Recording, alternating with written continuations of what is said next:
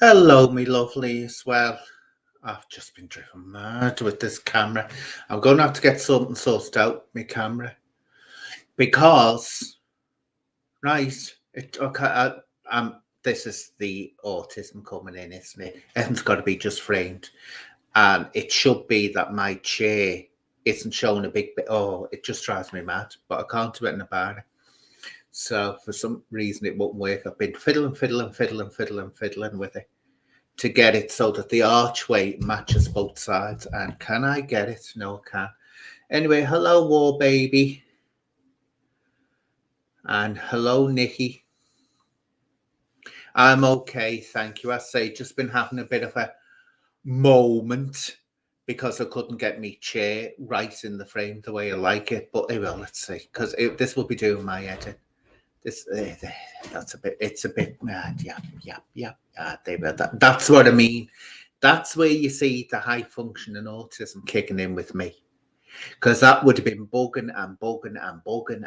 me all night. I would have been getting more riled up, and I can't stop myself doing it. Hi, Maud, sweetheart. Hello, sweet pea. So anyway, what we're going to do a little quiz. I was going to look down and write down the questions, so I can't be bothered doing that when I can just go on to, the internet, type in a subject matter and get the questions so that we can do that. But what we'll do, we'll have a little talk first, little chat. Hiya, Buffy. Buffy, did you used to follow me ages ago? I'm sure you did. I remember you either on here or YouTube, not YouTube, Twitter. Hello, Carrie. Hello, Nello. And hello, Paris. And hello, Noel. Wait, I've clicked on the wrong one. So, yep, it's going to be, I say, little quiz night. Won't take too long because I think they get boring after a while, don't they? But I'll just put in little questions on the internet and ask them. So I won't even know the answer until I put it on the internet to what they are. But let's have a little chat. If anyone wants to jump in for a little chat, I'll keep this to just over an hour again. If anyone wants to jump in for a little chat, let me know.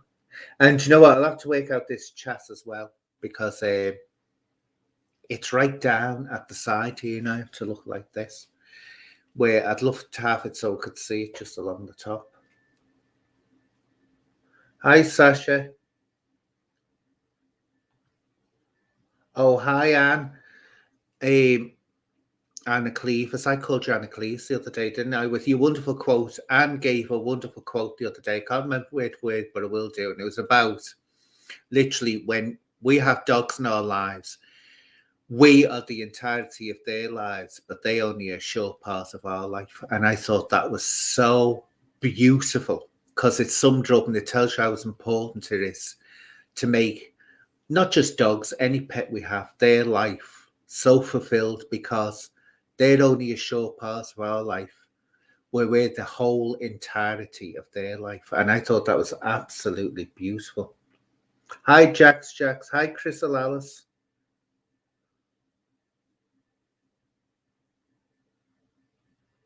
Oh, I see now, but it's just that I have the idea. I had that name sticks in my head for some reason. I don't know why. Hi, Kate. But yet, so what shall we start? What shall I start off on?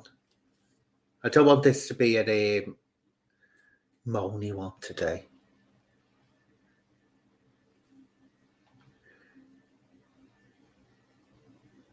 Hiya, Chloe.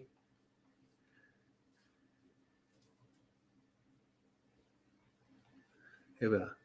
Could you use your phone or tablet as a whole and you can have a higher read? I'll have to sort something out because I say I'm like that all the time trying to see what's down there and I can't see because the screen's so bright and I've got lights here coming right at me. So it's difficult to see. I'll have to get a magnifying glass and do that. And do you know the way people reply in the comments?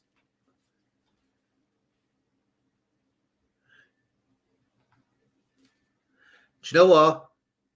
You can go and get lost, Malta, Missy, Witty, because you're a strange one, right? Yeah, I don't like you.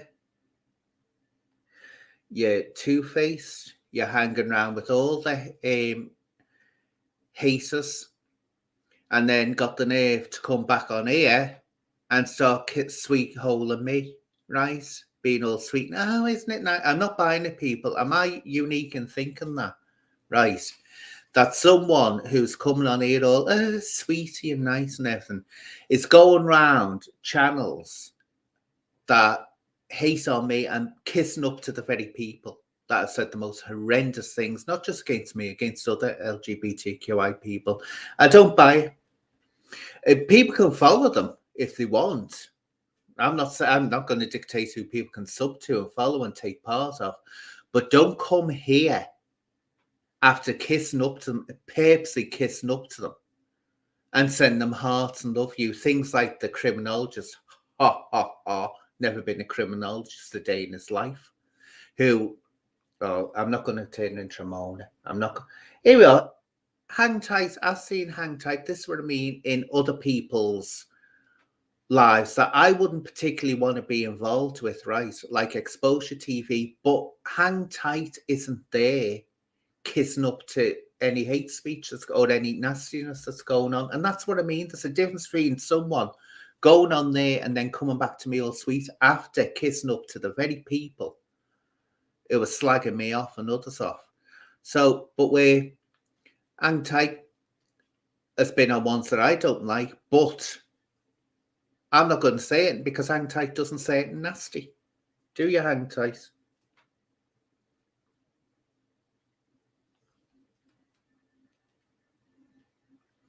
Oh, I know.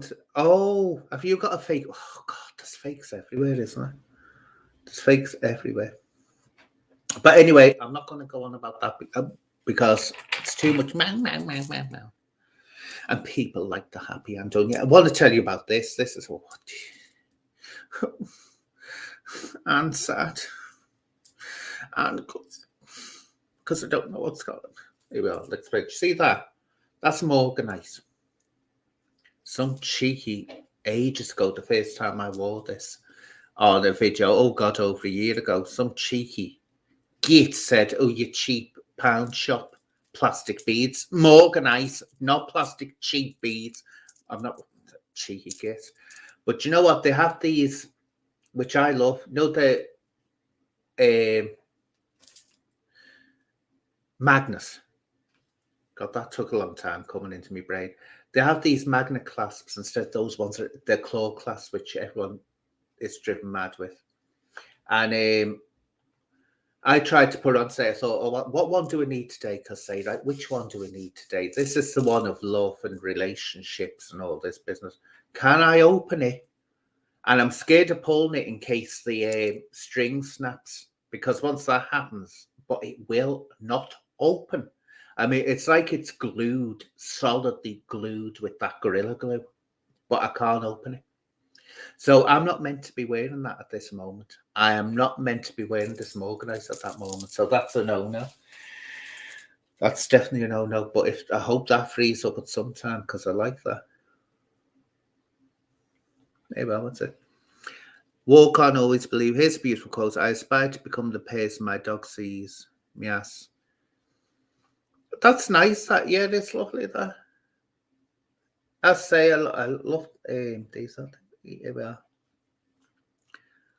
John Smith, evening, Anne. Hope you're okay this evening. Oh, John, I say I'm not going to say nah. People shouldn't follow. He's not. Let's put it this way: Exposure TV isn't in the same clan as, let's say, some of the real haters, but he has done videos on me, a couple of them, and I just think it's unnecessary to start describing me as a thing and an it. And he's also taken on this fake Anne, knowing that this fake Anne is a bully and neo-Nazi from the What is Truth or Wheezy thing on Odyssey. So that's why I keep well away from Exposure TV and think it's got a cheek calling me when you hear his real voice.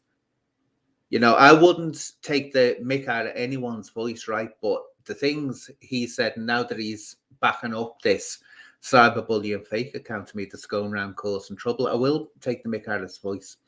Because, he's a scouser. And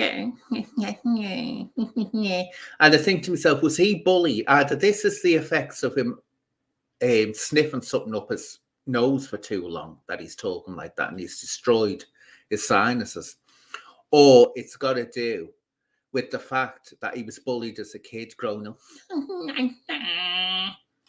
That's what I think. Because he bullied me because he was bullied as a kid, but he doesn't go on as intensely as some of them do. But he has called me a thing and an it, and I draw the line at that being intersex.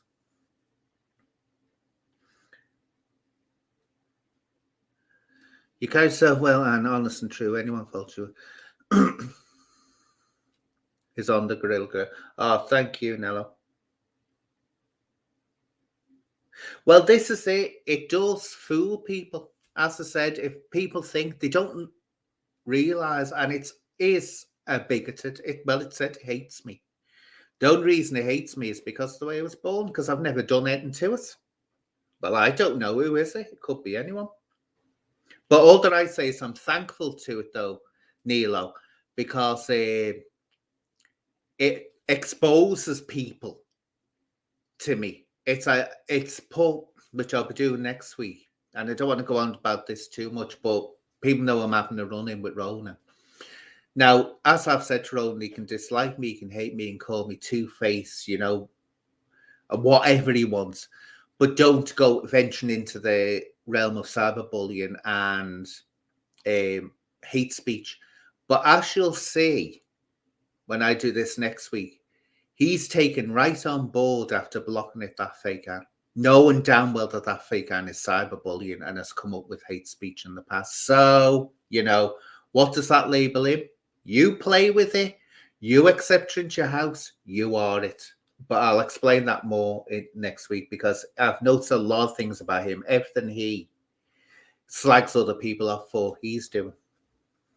But anyway, thanks, Nikki. Do you know what I was going to do with him? I did one ages ago. SAMR, the relaxing ones where it makes you want to go to sleep. I was going to do that sometime. Read something. Just to test it, because you test things out on your channel, don't you? To see how well they go and if people like them. So I'm thinking of doing that where I read something else in a calm voice. Because people used to tell me, especially when I was doing, I'm not a fully qualified counsellor because I drew out of the course, because it was just like, whoa, this is heavy, and it was very expensive as well. And I didn't see the point of paying all that money when there were no jobs around in it. No jobs around in it. So anyway, but I got up to stage 3 and passed me stage 3. And that, I remember people do say, you've got a very calming voice. Good, Jax, good. Good, they've got you blocked. So yeah, I might do an SAMR. I could do let's see. Shall we do the quiz? No, let's start doing the quiz a bit, because no one's coming in for a little talk. So let's do a bit of a quiz, and I've got one now. Here we go. I'm going to think of a book. You can, wait a minute. Just tell me something. When I do this, can you still see me? Because I can't see you now because I'm on the internet, but tell me if I vanish or not, because I don't want you to miss out on my beauty. I know you're all held on thinking, God, we can't miss Anne's beauty. Let's see. I want to give me ideas, but let's see.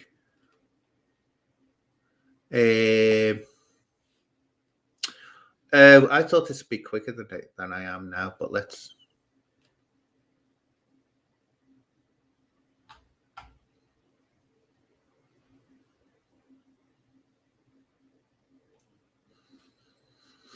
I'm just looking for a question, darlings.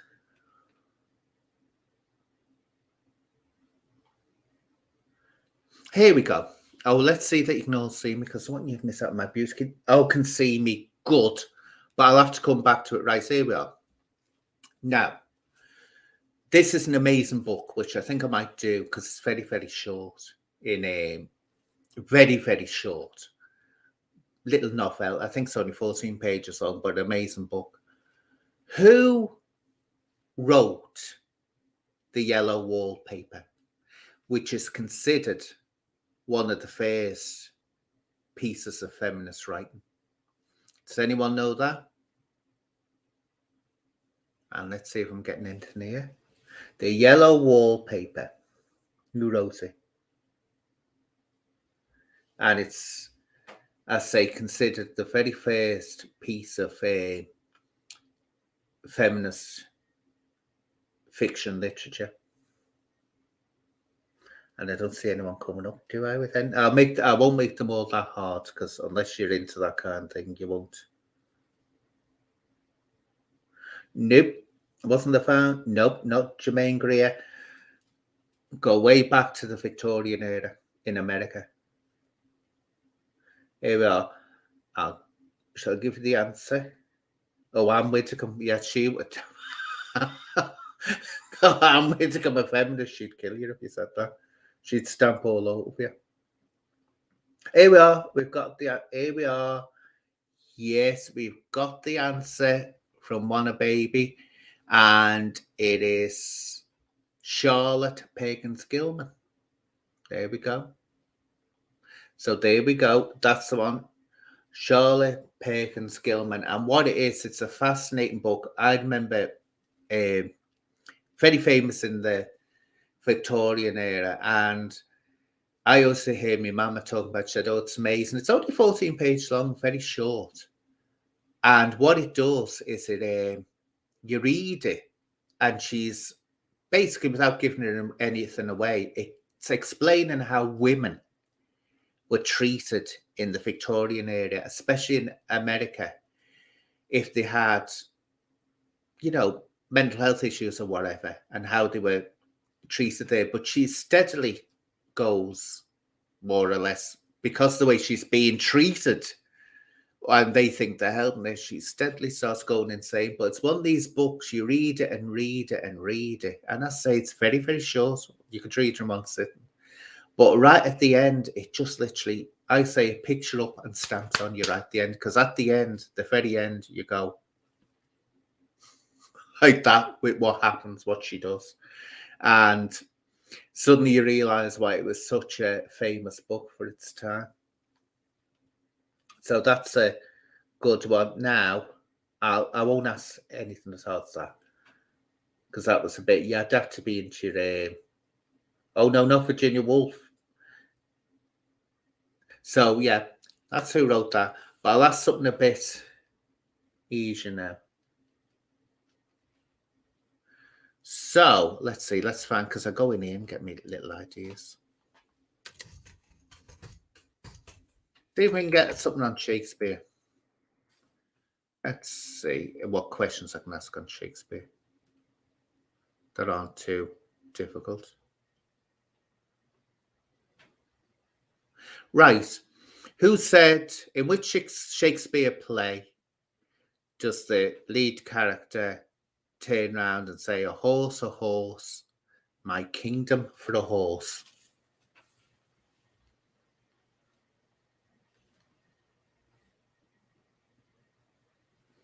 There we go. A horse, my kingdom for a horse. No, not Macbeth.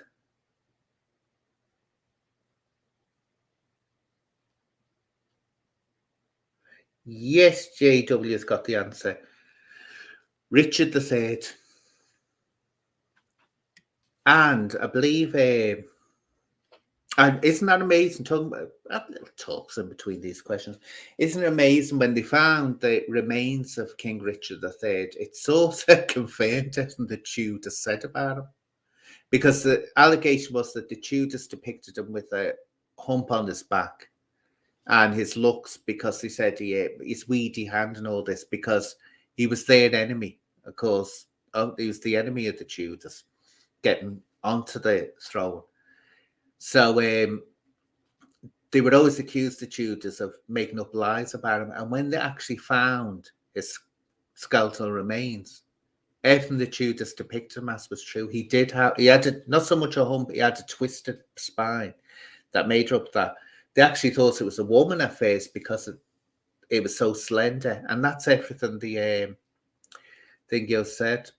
Not Richard II, War Babe Richard III, and they found out they were right. Same thing happened with the mayor, didn't it? The conquistadors from Spain were accused for centuries of being liars when they were talking about all this bloodshed and continuous sacrifices. Then they found out it was true. Archaeologists, it did happen. Yeah, under a car park, they found, and it was amazing. It was like that woman was psychic, wasn't it? Without her knowing, they were just about to give up looking for his remains, and she said, "No, look there." Something told her where to look. It was like something was communicating with her. And when they actually did him a reconstruction of his skull, he looked exactly like the paintings. Nearly. All day. So let's get another one. Keep on coming up with different subjects. Let's see. Now, this is one I won't know the answer to.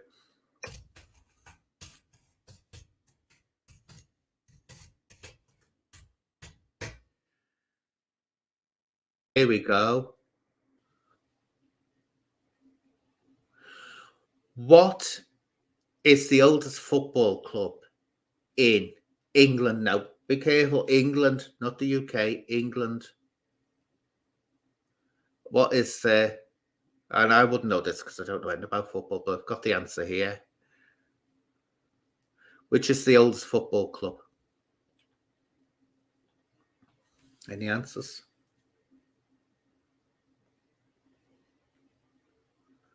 Which is the oldest football club in England? I say not the UK, England. Nope, not Tottenham Hotspur, not Sheffield United, not Notts. I'm only going by what this thing has said on here. Not Sheffield, not Everton. No, none of them.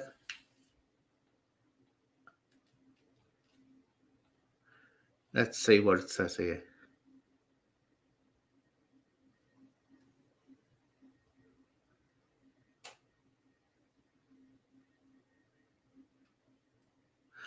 Right. Let's see if anyone's getting it. No, not Arsenal, not Sheffield. I can't stand footy either, but I thought better not Man U, not Bolton.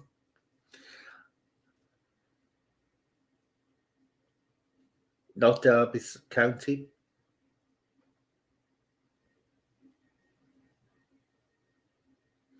What it says on here is, shall I give you the... They were giving the answers too soon. They will give people a chance.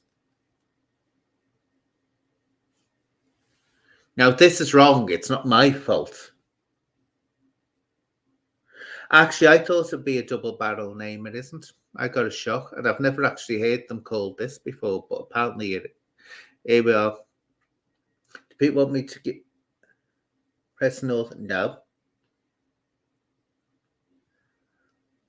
Right. So I'll give the answer. According to this, we can confirm that Forest will be the oldest club formed at an unknown date in 1865 and documented as playing its first games in 1866.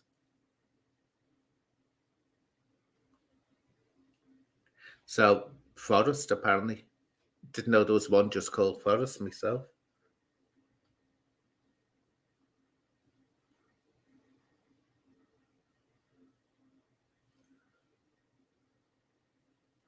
Do you know, Luke, you just come in, don't you, and you're not even relevant to the conversation.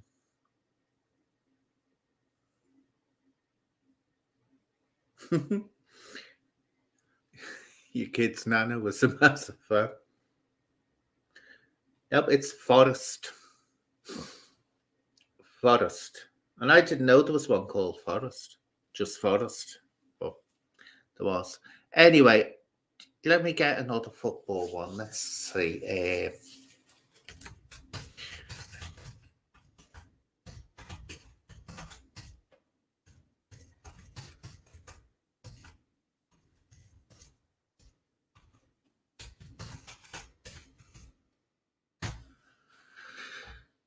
see.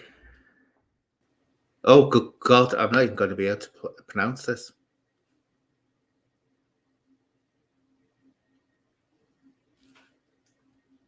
Let's see. Oh, wait a minute, it's got two answers. Now, this is going to be interesting. See if you can get this, but I'm getting two answers here. Who was the first person to score a hat-trick in football?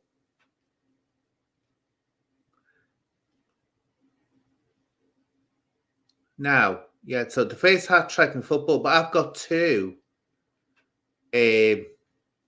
answers here. Oh, wait a minute. One's talking about an international game.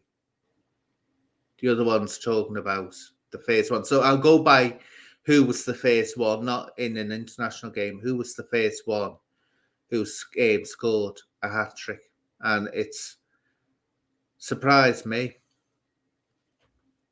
the first person. Nope, not George Best.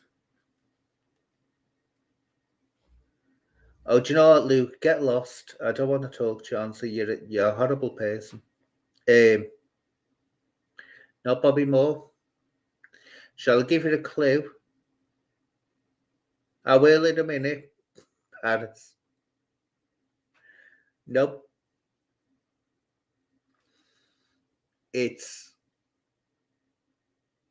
Nope. Actually, I thought it would be, I'll give you a little clue here. I thought it would be someone that was English. It's not. I was surprised when I found out because it's not somewhere that you imagine it would be. And I can't even, I'm supposed to pronounce his name. I'm going to struggle. Not Ferguson, not Rooney. Oh, come on, down. No, Rooney's only a young fella. He wouldn't have been the first one, would he?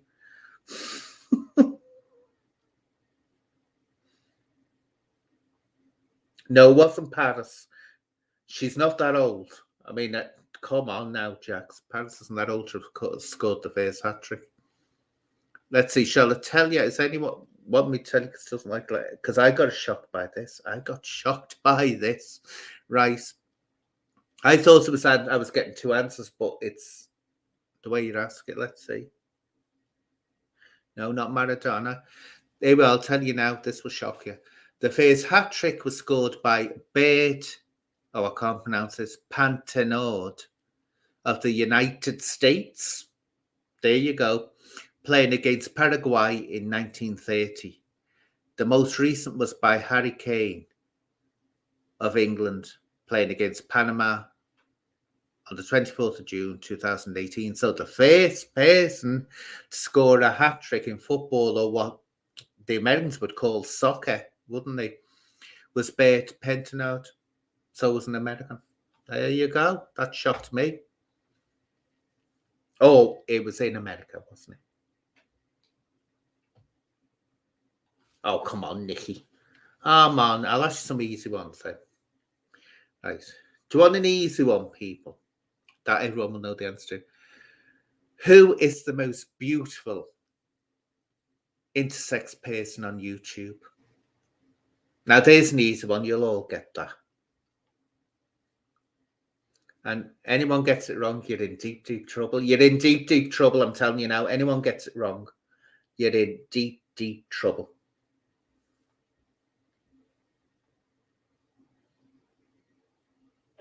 Yes, you're all getting it right. Oh, I'll do a music question. I will do a music question. Yes, you're all getting it right. You're all scoring. Everyone knows who the most beautiful intersex. I was going to say internet then on YouTube is. Anyway, Joanna, and without an E. And without an E. Oh, yes, you're all getting it right on that one. Here we are, song one. Someone wants a song one. Here we are. What is the English title of this a wonderful, stunning French song, which I'll do a little bit for? Excuse my voice. Non, rien de rien. Non, je ne regrette rien. So what's the English title of that wonderful French song? Non, rien de rien. Non, je ne regrette rien. Exactly. Oh, you're all getting it. You're all getting it. You're all PD Yaffies fans. The little sparrow. No regrets. You all know it. Oh, good. Edith Piaf, what a singer. What a singer. I mean, you don't have to understand French to know she had the voice of an angel, didn't she? The absolute voice of an angel. Beautiful. Beautiful voice. So, yeah, all Piaf, gorgeous, gorgeous voice. Now let's see. Shall I do another music one? Because people like the music ones. Trying to get them off the top of my head. Let's see. Trying to think now. I want to think of one that I know. Do you know now that I'm thinking I've gone blank? Isn't it great? I go blank. Yeah, I will do another music one. Oh, here we are, Paz. I'll do another music one in a minute, but Paz is just, and she won't know it. She's just put a question into my mind. I think I'm having a backward day. Paz said, now which film and if you LGBTQI, shame on you if you don't know the answer to this question. In which John Waters film did they have a backward day? And it wasn't one that Divine was in, to give you a clue. So in what film by John Waters do they have a backward day? And when I say backward, it means backward. They wear the clothes back to front and walk backwards.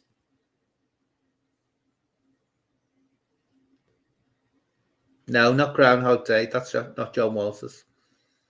John Waters did all the Divine films, but Divine wasn't in this one. No, not The Killing of Sister George.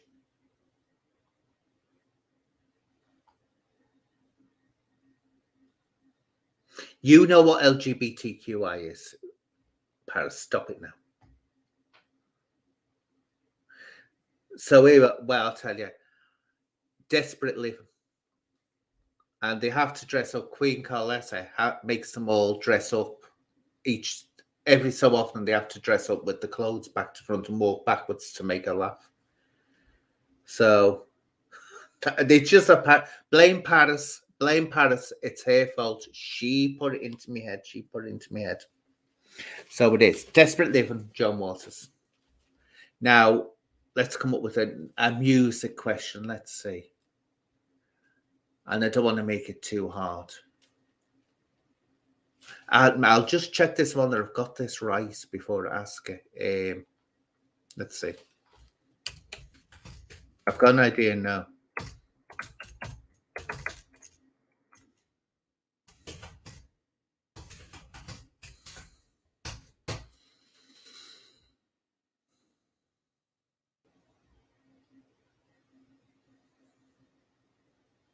Here we go.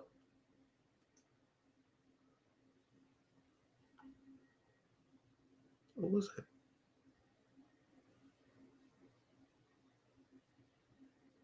Oh, I can't work that out. It's answering it, and I don't know whether it's the song it's saying or whether it's something else.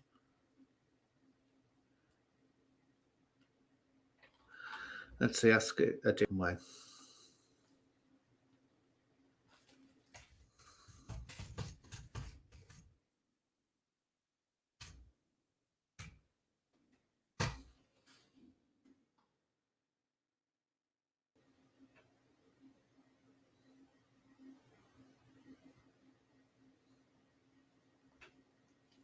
Let's see. It's not giving me the answer straight away, so I have to look for it. I just want to make sure I'm right.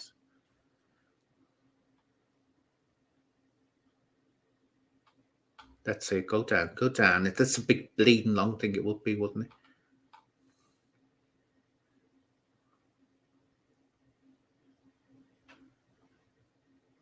Let's see. Oh, I'm not getting it. I was going to ask what was Pill's first Public Image Limited's first hit song, but you know what? It's just like it's not giving it.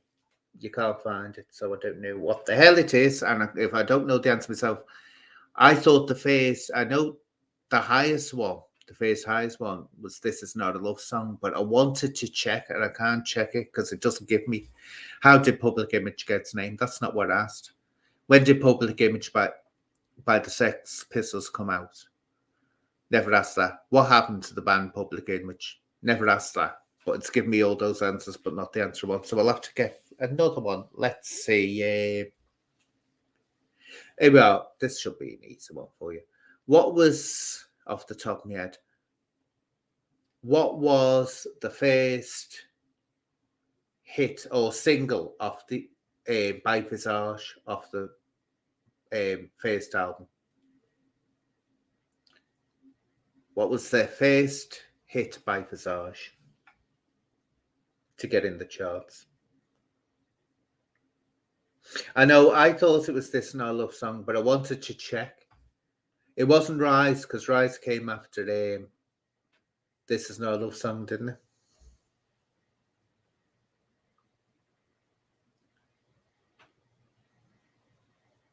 So, I say, what was this? Oh, you must know this. Yes, Maud, you've got it. Yeah, you're all getting it now. Fade to Grey. I remember I thought I'd met Steve Strange before he was famous in the Blitz. He wasn't a very nice person, but I loved the first album. The second one wasn't much. They just went really.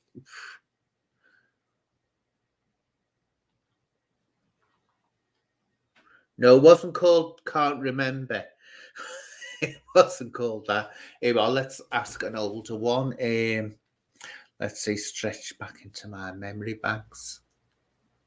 Let's see, just make sure I've got this right as well.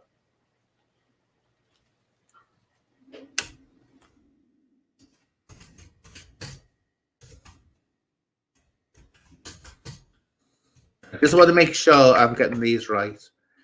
I know the answers.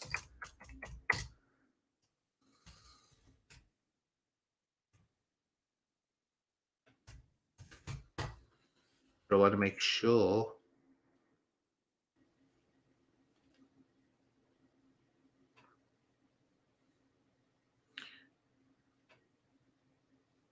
I want to make sure she was the character that I'm sure she was, because I haven't watched it for years.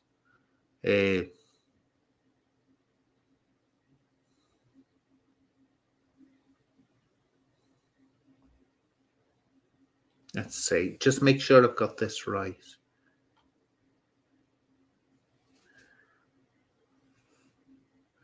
It's going to be about Jesus Christ Superstar, the film in the 70s.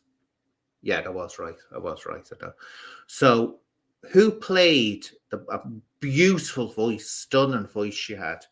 Who played the part of Mary Magdalene in the film Jesus Christ Superstar? Absolutely beautiful voice. And for some reason, her career petered out. Oh no, I was never a new romantic, Diane. Never. I was a punk then at Gender Bender. I was never a new romantic. I didn't really like the look of the new romantics.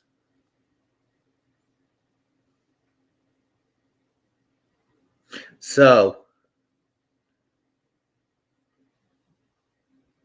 here we go. Derek's got it. Yvonne Elliman. Oh, what a voice.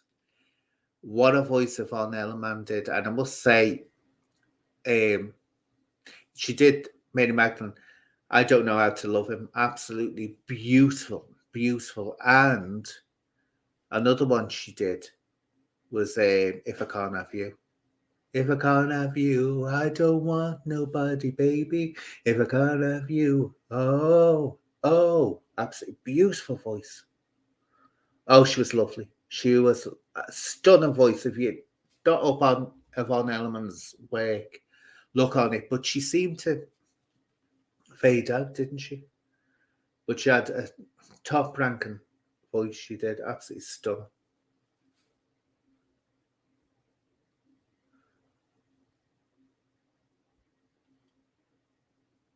Where did I meet Steve? In the its club, the Blitz, before he got famous. And I said the other week, I've been told I met and spoke to Boy George before he got famous. I can't remember that though. But the person that was with me at the time swore you did. You met Boy George. I can't remember. Oh no, it wasn't Sarah Brightman. Do you know Sarah Brightman? Some things she does okay. Some things it goes through me. But she can, it depends what she said. But Yvonne Elliman was she had the voice. I used to say Yvonne Elliman could have the voice of a 12-year-old boy when she sang. If you listen to them, If I Can't Have You,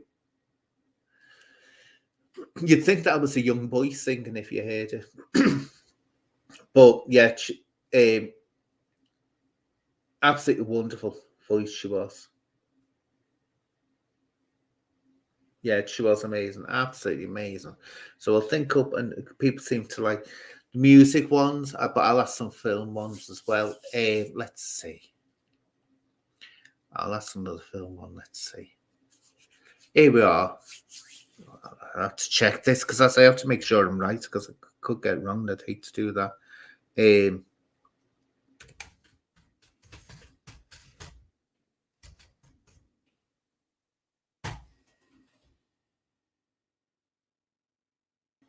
you know what? You have to be careful with these, right? No way was that 1983. Oh, I know what I've done. Idiot. Now, I was going to say that's rubbish. It was 1983. Done the wrong one. It's the film one. But I want to check that I've got the right dates. I'm pretty certain I have, because I remember it coming out. When did Saturday Night Fever, the film, come out?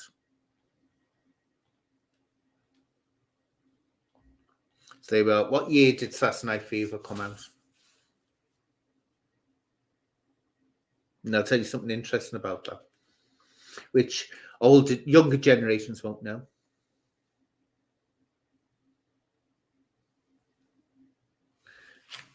Sasha, Sasha, 1 year out. Diane, 2 years out. Jack's 1 year out. No, I thought it was that. Yeah, Mally, you've got it right. 1977. Now I thought it would have been 1976, but it wasn't. It was 1977. So it was a good job I checked. Tell you something interesting about that. That you couldn't go to see if you were under. If I remember rightly, if you were under 15, you couldn't go to see that when it first came out. In England, anyway, you couldn't. 1977. But you couldn't go to see it.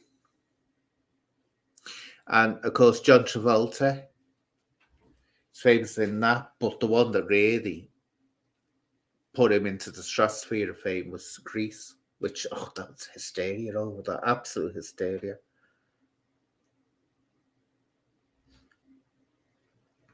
Here we are. Another person that's put a question into my mind. Queen's Jubilee as well. Now, here we go. Which infamous film by Derek Jarman did Toya Wilcox appear in? That should give you a clue what Mally has just said.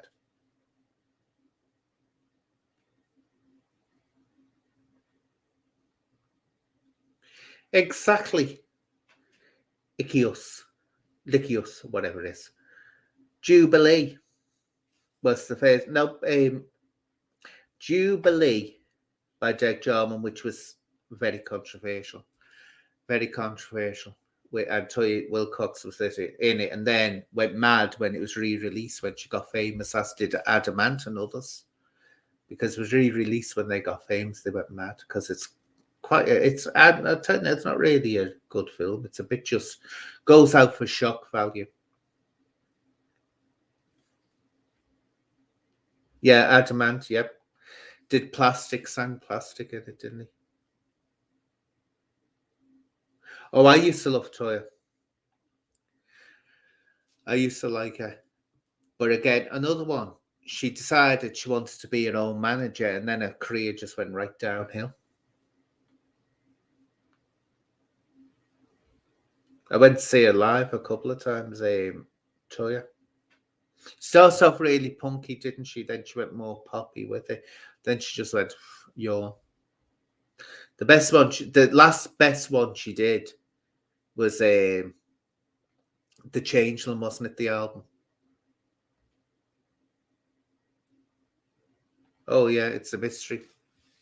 And I remember she was on a television show before. That's what got her famous as a singer, because Toya Wilcox was an actress before she was a singer. And I mean, she was with the Royal Theatre, the National Royal Theatre, whatever it's called. I don't know why that's gone out of my head.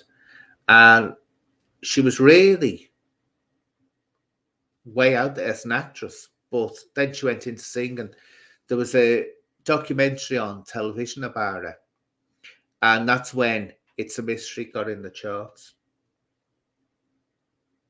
Oh no, and isn't she my God, she hasn't changed. She's older than me, and look at her. She's pickled well, hasn't she?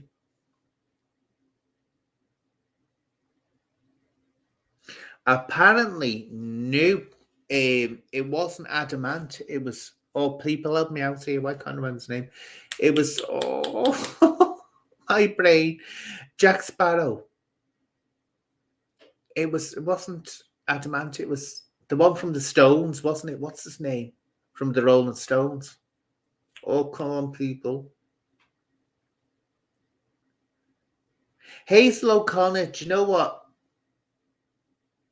She was good. She was in Breaking Glass, wasn't she? But she was another one. She had a one-hit wonder, then she's gone. That's Keith Richards. Keith Richards was Jack Sparrow was based on Keith Richards. Thank you. Thank you for that. Thank you very much for that.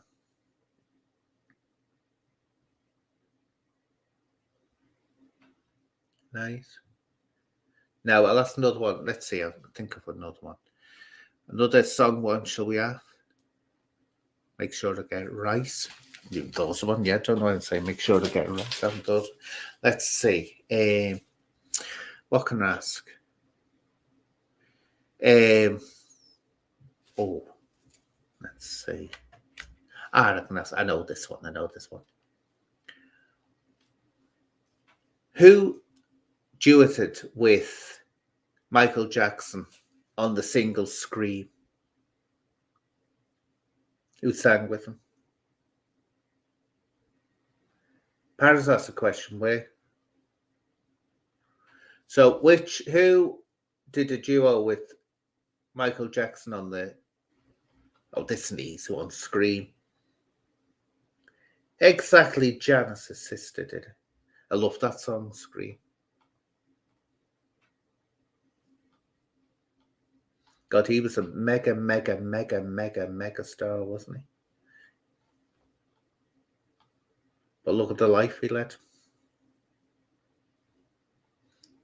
So what's your question, Paris? I'm getting told you've got a question here. You've asked a question.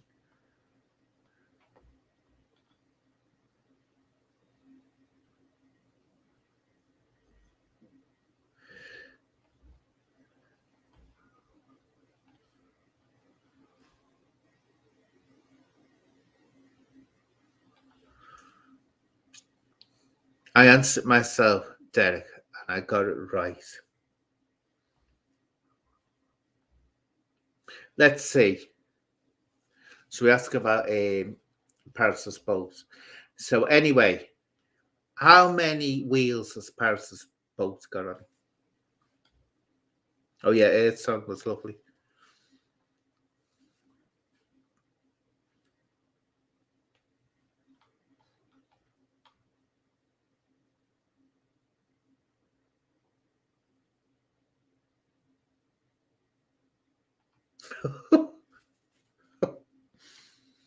Oh, the Mass Defective.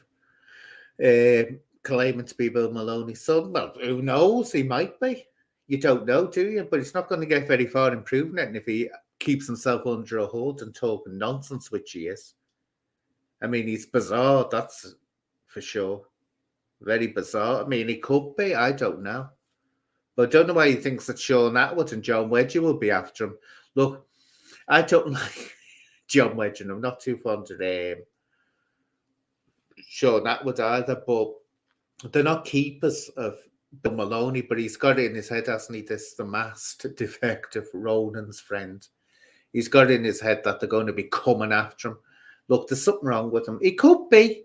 Who knows? He might be his son. Who might say that his experience he's talking about aren't true? I don't know. But all that I know is he comes out with some really bleeding bizarre stuff. And he's not going to get anywhere if he's hiding his identity like he is. He seems very paranoid. I think there's a bit of too much smoking strange stuff going on there. I don't even know what a wheelhouse is. Yeah, Derek. Paris's boat has 6 wheels on it. It was, well, that's your fault for not paying attention, isn't it, Nikki? Now, remember, Anne wants you to pay attention.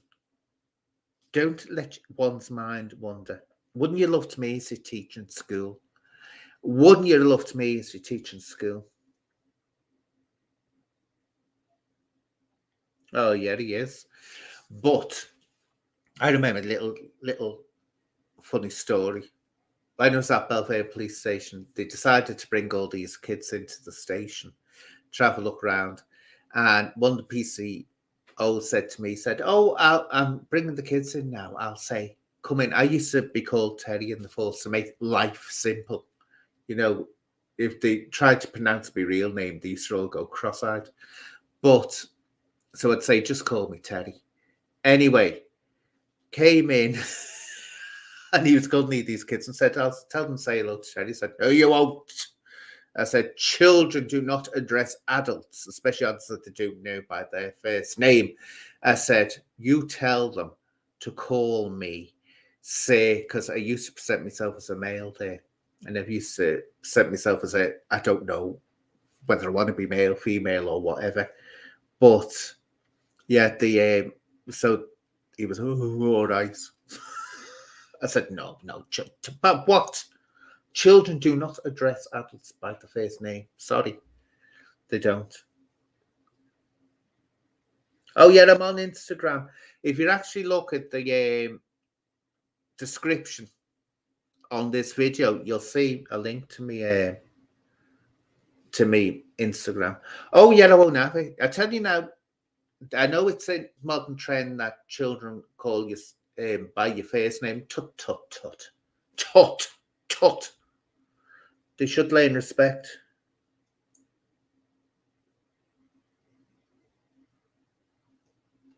Now, let's see. Yeah, pay attention. Pay attention. Yes. Well, you'll be in detention next time. Anyway, let's see. Another question time. Oh, old school model. It's like that. We used to get this cane and the strap. Can't remember it causing any horrendous things. I mean, I didn't get off, and I got the strap, I think, twice, and got the cane once. And the cane was the serious one. Oh, that was the headmaster gave you the cane. Let's see. Let's come up with another question. We've done songs and all that. Let's see. Now, here we go.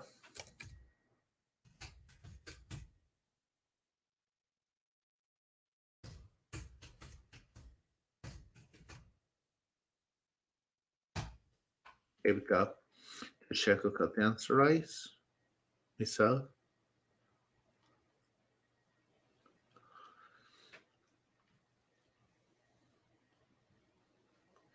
What date was the American Civil War. When did it start? Because it went on for a few years, didn't it?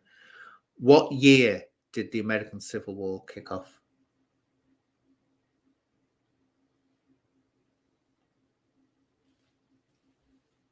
So have I got any New Worlders in here watching me?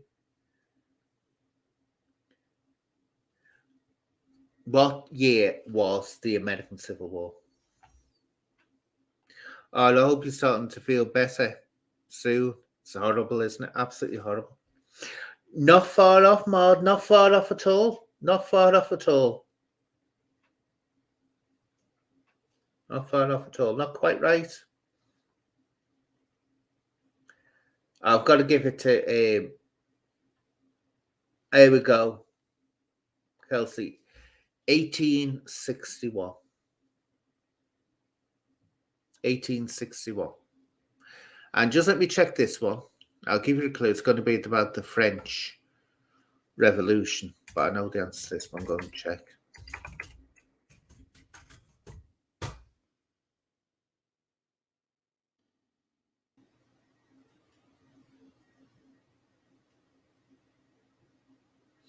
Yes, what year did the French Revolution happen?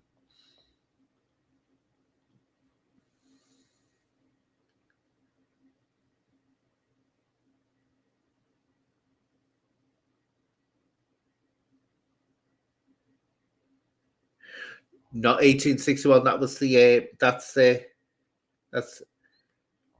people are getting close to it. Close to it.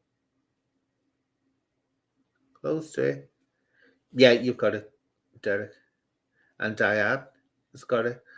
1789, and that was the one I can tell you that led eventually to the creation of the modern police, the Metropolitan Police in England, because they were terrified that there was a revolution going to kick off in England, and we were going to go the same way as France.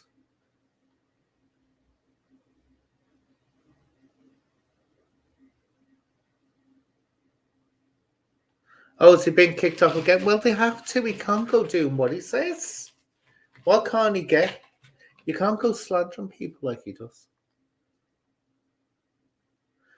Yep. Yet the French Revolution, the one that had the whole of Europe quaking because there were potential revolutions kicking off everywhere. In the 1800s, it started in England. It started in England as well.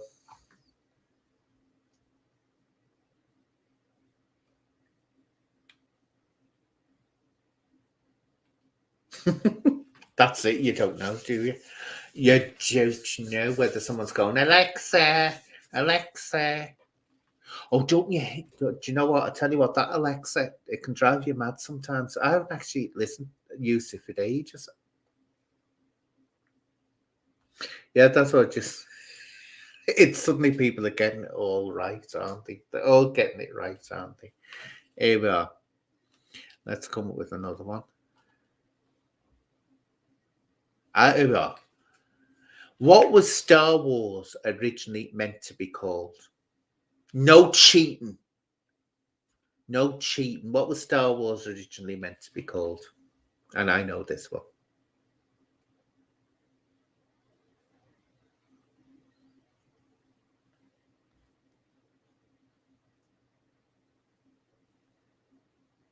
What was the original name of Star Wars before it became Star Wars? And if they made it the way they planned, nope. No, A New Hope, actually. Shall I tell you something about that? When people say A New Hope, that didn't come out until when it was they released it a second time. Because the first version of the film, it wasn't called A New Hope. Wasn't it Chapter 6, A New Hope? Or something like that it was called. It was that wasn't on the original. It didn't have a title on the original like that. They added that when it was re-released, when they added the CGI in there. Now, I'll tell you all, it was called Astra Wars. Astra.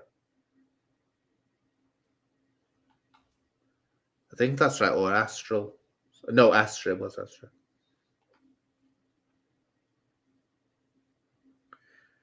Oh, come on, Paris. Not mastermind stuff.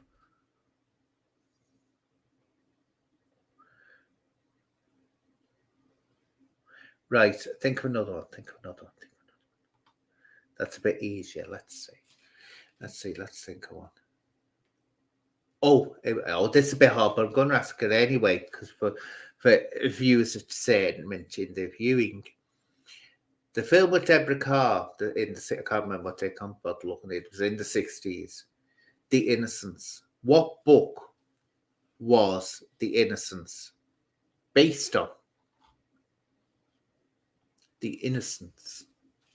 Wonderful horror story, horror film. The first one about possessed children.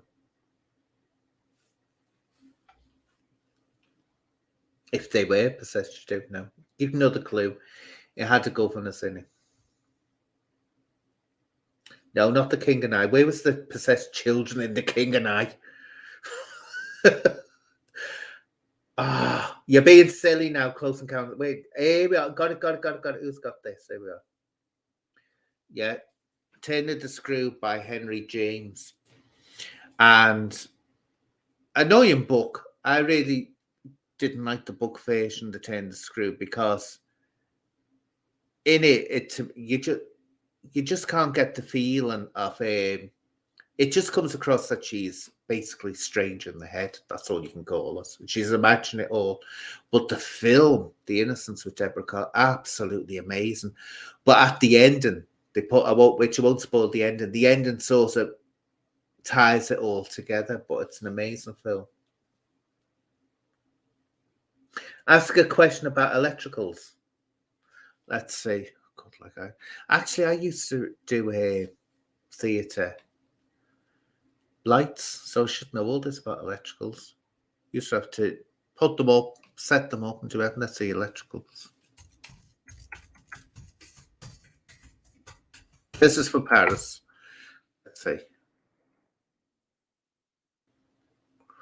God, I don't even know what I'm looking for. Here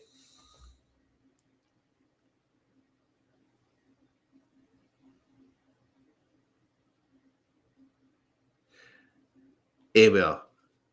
Would you believe there's actually a list of questions you can ask? Oh, here we are. Here we are. This is your fault. Let's see if I can copy this and put it in here. Here we are. This is your fault, Paris. I don't know. I'm looking there, but I should be looking there. I can't see myself on the screen when I'm asking these questions. What is the maximum torque angle of the relay if the phase angle of the voltage call of a directional relay is 50? So go on, you ask for it, Paris. Now you can answer it. What is the maximum torque angle of the relay if the phase angle of the voltage call of a directional relay is 50?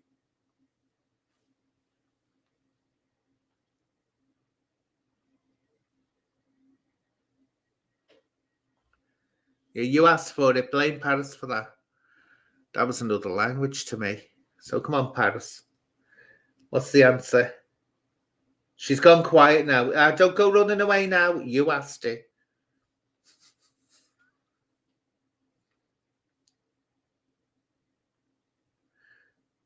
Steve says 40 degrees. Come on, Paris. Get back in here now. Get back in here. You asked for an electric question. Yeah, you've been giving us. Answer it. She's hiding there now saying, oh, gold. What have I done? And there's actually a site you can go to that says 100 electrical questions to ask. So let's see. I'll look for the answer. Here we go. What's the answer? Oh, God, blimey. That's not a one-line answer, that is it? Oh, wait. What? Well, this is the answer. The maximum torque angle, MTA, is defined as the angle by which the current applied to the relay must be displaced from the foot up. So that it goes on forever. I don't know is the answer, but God, who would have thought electricals were so complex? Nice. So there we go. Come on, where's she gone to? Where's Paris gone to? Paris, get back in here now. Get back in here now. You asked that, don't go leaving me here now. People not happy that I've asked such a complex question. And that was just one of the questions on there. They were all like that, mad. Oh, it goes on for ages, the answer. I thought I'm not wading through that to get the answer to it. Right. Here we are. Ask another one. What does the 3 R's stand for in schooling? The 3 R's. And it's a stupid one, isn't it? The last one. It's not even an R. So what are the 3 R's in education? And the second one isn't even an R, is it? When you think, why did we have these stupid things? It's like that I before E, except I have to say, not always, not always. Yes, Derek, reading, writing, and arithmetic. Why did they call them the 3 R's? Honestly. Stupid saying. Absolutely stupid. And Emma's goes, well, yeah. You haven't put your answer. Paris and Wise, where's your answer? Where's your answer? Where's your answer? No, you haven't. You're making up as you go along. That's it, Mrs. O. What a didn't we used to get told some stupid things in school? Really stupid. And they wouldn't be true. They wouldn't be true at all.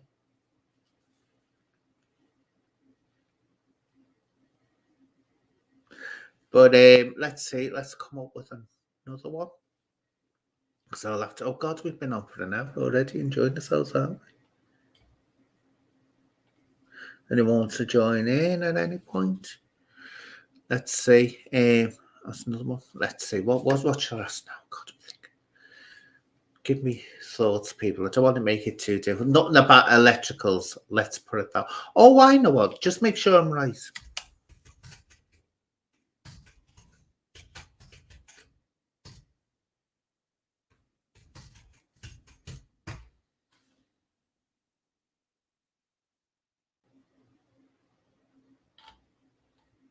I just want to make sure I'm right. I'm sure I am.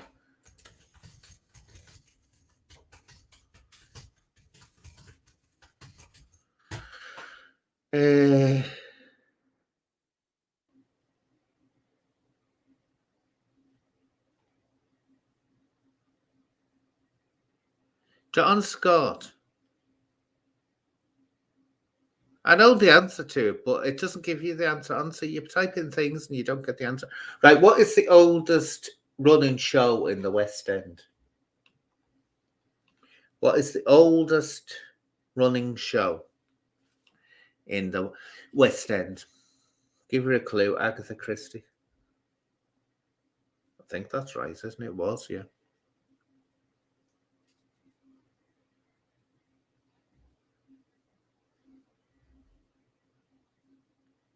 Nope, not Guys and Dolls.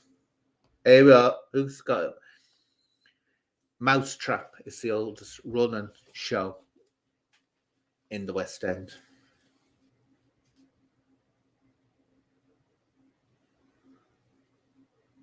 Yep. Mousetrap. Oh, they're starting to make, aren't they? Oh, yeah, Amber. They're starting to make all the old films now. Do you know what? And I didn't even go to see it because I thought you can't better it.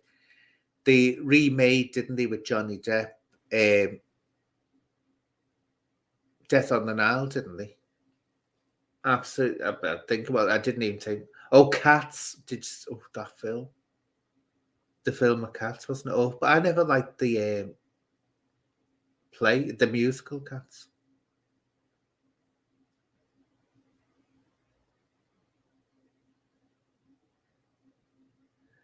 Which Hollywood icon? Oh, I haven't got a clue at that one.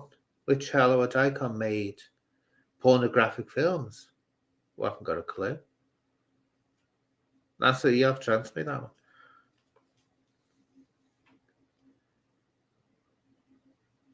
Here we are. Les Miserables, right? That was actually the French Revolution.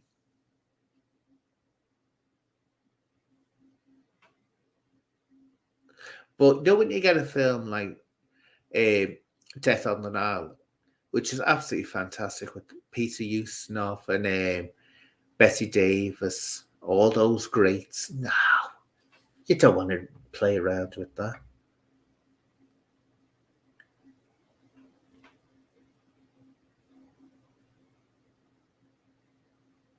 Oh, how far east can you travel before you were traveling west? I haven't got a clue. Joan Crawford. What are you talking about Joan Crawford for, Derek?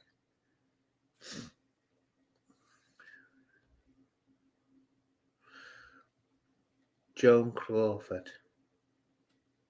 Oh, Mildred Pierce and Possessed. Now, she was in two that were called Possessed, but the second one she was in, Possessed, was wonderful.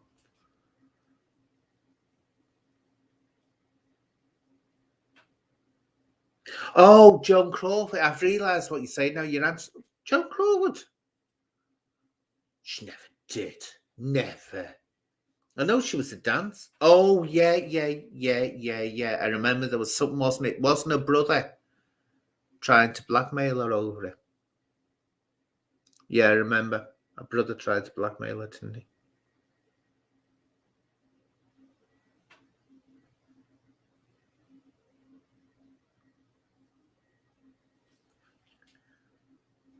I remember now.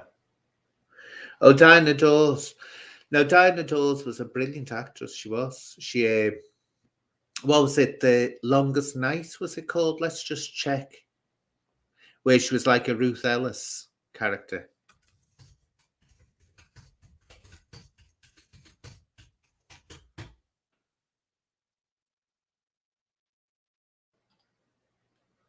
Let's see. Might not be The Longest Night it was called, but I know. Let's see.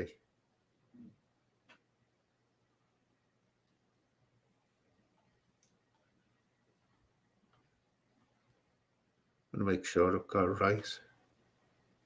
She was like acting like a Ruth Ellis character, was she?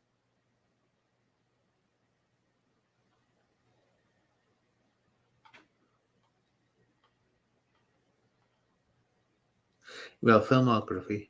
It would have been the 60s, wouldn't it?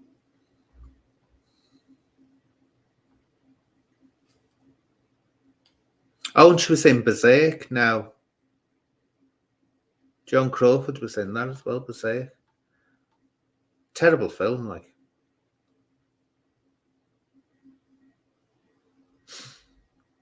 What was it called? It was The Longest Night, wasn't it? But I can't get it when I type it in.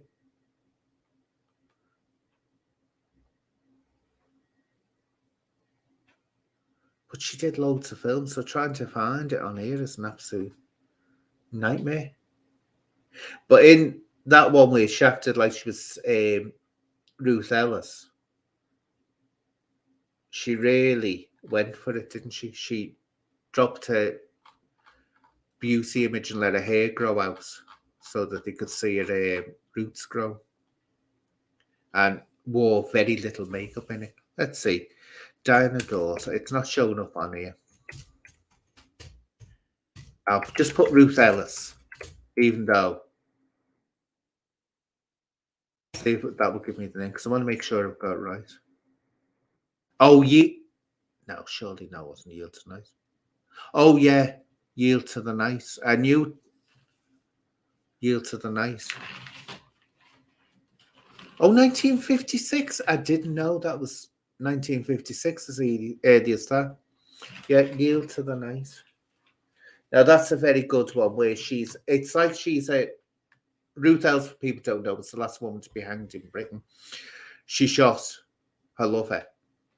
And she could have also, and the reason they hung her was because she could have also killed an innocent bystander, because she injured a bystander at the same time. So that's why she was hung.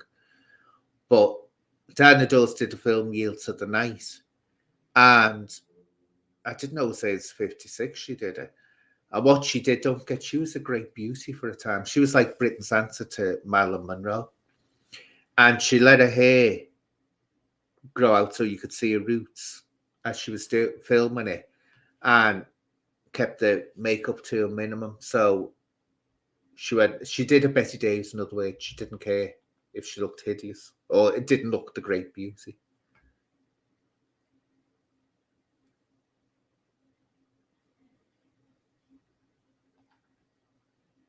Yeah, it is a tremendous film. And the end bit, which won't spoil it because you can work out what's going to happen if it's about real fellas, but the cigarette. Do you know what got me about that, Steve? Where you see the cigarette in the ashtray and she's let out. Because you know she's going to be hung. That's what Ruth tells. She's going to be hung, isn't she? Anyway, that cigarette, that's what I thought was so poignant. That cigarette was going to last, and she leaves the cigarette burning in the ashtray. That cigarette was going to last longer than she did.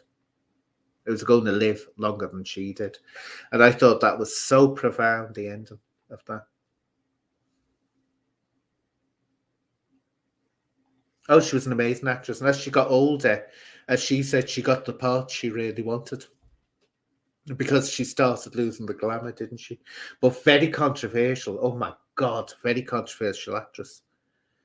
Very, very controversial. Yeah, very emotional. So if you get to see that Yield tonight, is it? Go and watch it by Diana Dawes. It's very, very good. But before that, she was always just a glamour puss in the films. And that's how when she was in the film, she was a blonde, natural blonde anyway. But she had to peroxide her hair because her blonde hair came out looking brown on the black and white pictures. So she had to actually bleach her hair peroxide blonde, where it's that platinum, pure white, which is lovely. But I could never get that pure white because I was always auburn, a dark auburn color, which is red based. If you've got red base hair, you can't go that pure white when you bleach it, or you're going to have your hair falling out. You'll always get yellow in it.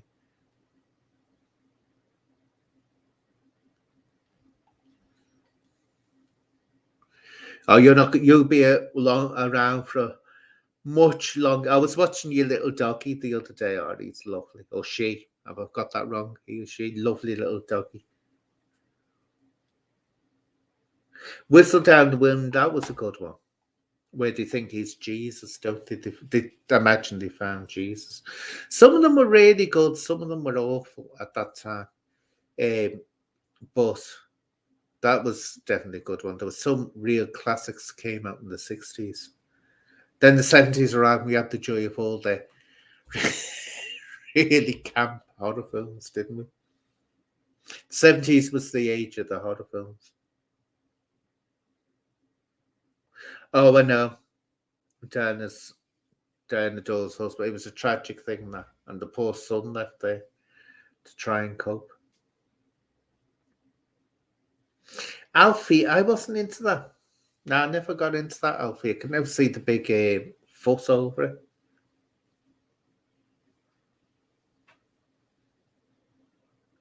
Gaiety Road, no. But the I was just going to think of something there. I was going to say, but I've forgotten it now. Oh, I love the camp horror films. Here we are, and I gave the answer to this in a talk, one of my lives a while ago. What was the first recognised as the first camp film? And make sure I've got this right, but I'm sure I'm right. Which was the first camp film? And if this says otherwise, it's a lie. I know what it is.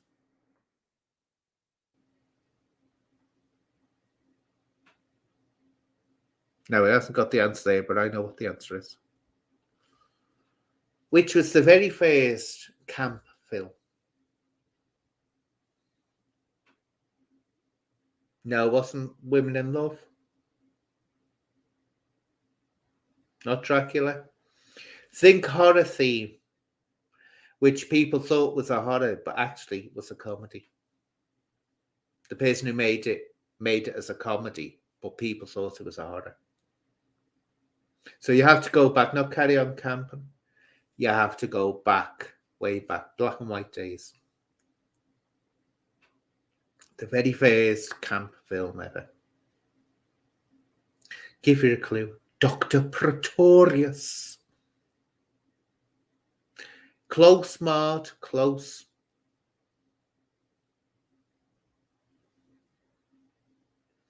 Dr. Pretorius, not Beeples. Look at Maud, she's very close to it.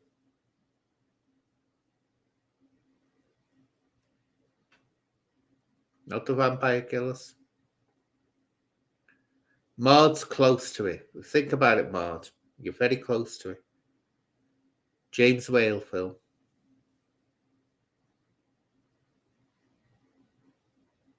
And people thought it was a horror, but he meant it to be a comedy.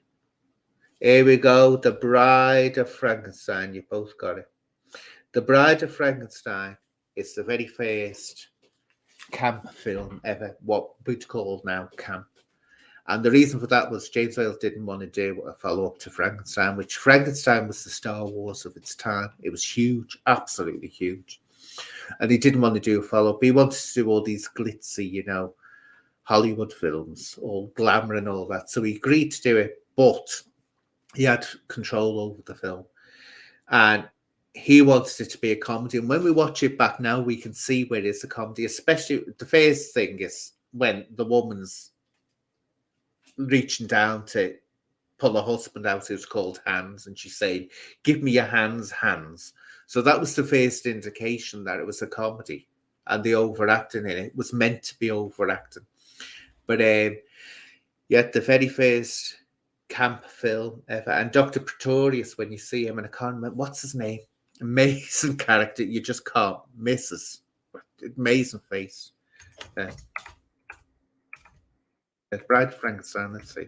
Find his name.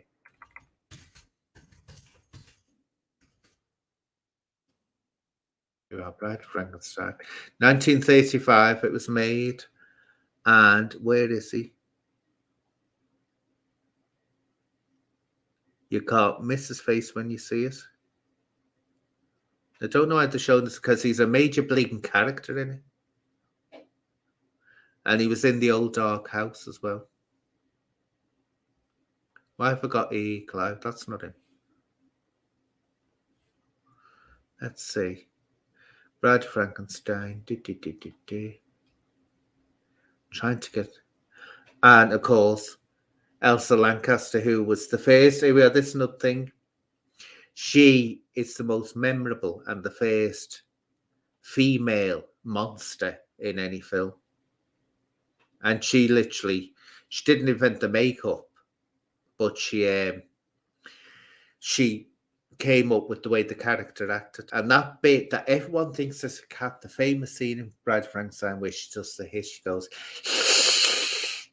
that everyone thinks that a cat is a cat. It isn't. She was being a swan hissing because she said her and her husband had just been somewhere in some park in London, I don't know which park they were in, and there were swans in. She said this swan was protecting its cygnets, and she said it was making that sound, and that's why she did it in the film. But I want to find his name. Where is he? Where is he? A wonderful actor, and he's got the most amazing face. Where is he? Hey, well, this is him, isn't it? Yep. Ernest Frederick Graham Thesiger, if I'm pronounced that right. He was Dr. Pretorius, and I mean, camp. You can't get more than camp than him. So it was definitely a camp film. But what I'm going to do, we're coming up to 1 hour. Why I've got to start ending it is because by past, it's because I'm running out of time on me StreamYard, and on Monday I've got an interview with a very interesting character, the Megaphone Man, brilliant person, Oh, the Bride of Frankenstein, the hair. That took ages to do, apparently. But she more or less got that herself. Oh, Peter Cushing was good. He could go overboard, though, as well.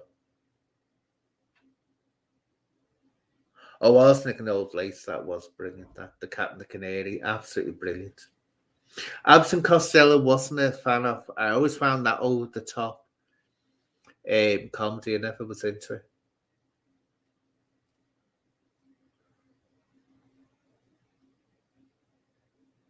Helga. The first vampire film, I can't remember what that was called. It wasn't with Tolkien in it. I know Nosferatu. That was the first. That was Dracula, wasn't it? But they gave another name to try and get away from the censors.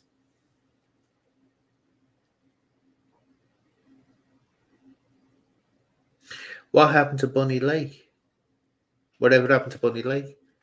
Is that, oh, what's his name that made Whatever Happened to Baby Jane? His name's, oh, Lauren Hardy. You'll never get better than Lauren Hardy. Comedy wise, I mean, they're still today hysterically funny, aren't they? I never think you'll ever get. Oh, thank you, Paris. Thank you, sweetheart. Yeah, Charles Lawton. It was another absolutely astounding. Oh, it's The Hunchback of Notre Dame. My God, could you get better than that? And he was. Charles Lawton to me was one of the greatest British actors ever. He was in that, and Jamaica Inn. He was absolutely thrilling, so creepy in Jamaica Inn. So creepy and laid back. But apparently he was very difficult to work with because he had to get right into character. And do you remember the film? They tried to make a film of I, Claudius, and he was supposed to be Claudius in the film.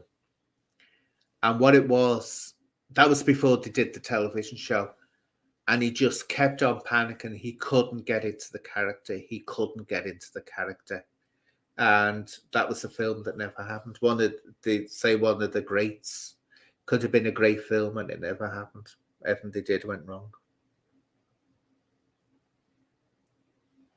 Oh, the Whatever Happened to Baby Jane. That's one of the films say you have to see before you die. Whatever Happened to Baby Jane. Joan Crawford, Bette Davis, two greats. And Bette Davis just that in your face. She sort of shadows over Joan Crawford, but just watch Joan Crawford's expressions. That's why she was known as one of the greatest, and I'd say the greatest screen actress ever.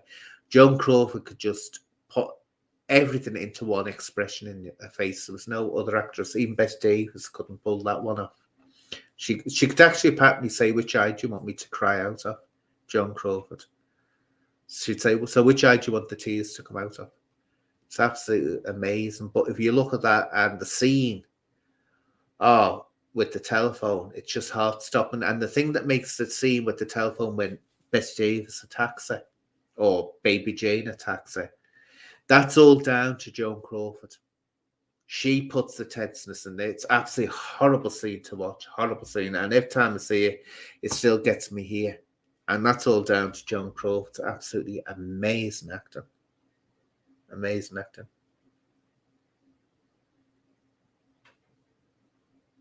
Oh, yeah. The Rat. Oh, Billy Whitelaw.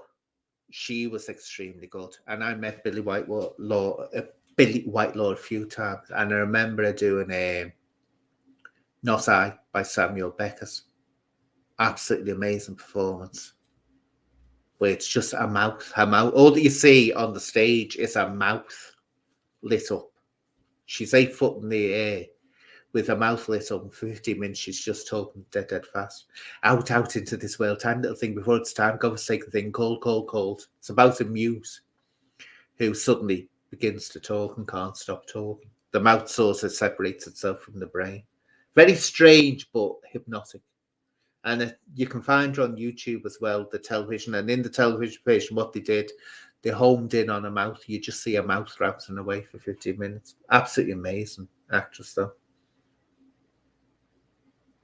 Oh God, yeah. Well, there's more Betty Davis hated Joan Crawford. Joan Crawford didn't really hate. She didn't like her much. Oh, hello, TG. Well, I'm sorry, TG. We're going now. I've got to end this because I was just saying I'm running out of time on my StreamYard, and I've got an interview with Megaphone Man, children's rights, which will be absolutely Scouse Megaphone Man, which is going to be absolutely thrilling on Monday. So I'm sorry. Next time, TG. Next time, oh God, you just came as a mention. But Waiting for Godot, I didn't like that one. I liked Not I, and I liked Happy Days. I thought that was very good. Billy Whitelaw, the best. Again, Billy Whitelaw, Happy Days, where she's up to her waist in she's buried up to her waist in earth, and then suddenly it's just her head. Absolutely amazing. So anyway, darlings, I'll leave today because I've got to save me last hour of I think I've got how much have I got? Actually, I might be all right. I don't know. I might be all right because I feel bad now. Poor TG has just come. Oh God. Yeah, I could never get Waiting for Godot. Some of the stuff just went too far, didn't it? So it either worked for you or it didn't, Samuel Beckett. Either worked for you or it didn't, and that didn't work for me. So anyway, my lovelies, what I'll do, I'll be back on Monday. Wednesday will be another hump day with Anne, where we'll have a good hour talk. But I'll make this question and answer session a regular thing on a Saturday. Crap's last tape, that was okay. That was okay. So, night, me darlings. Bye-bye for now. And all take care and all have